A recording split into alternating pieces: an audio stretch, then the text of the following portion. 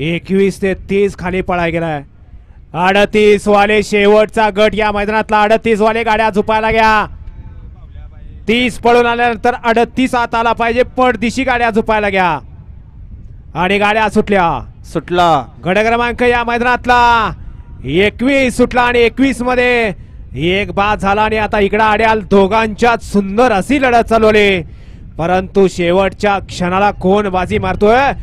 आड्याल Ashok driver आणि पड्याल अतिशय सुंदर आणि अनुभव कामी आला.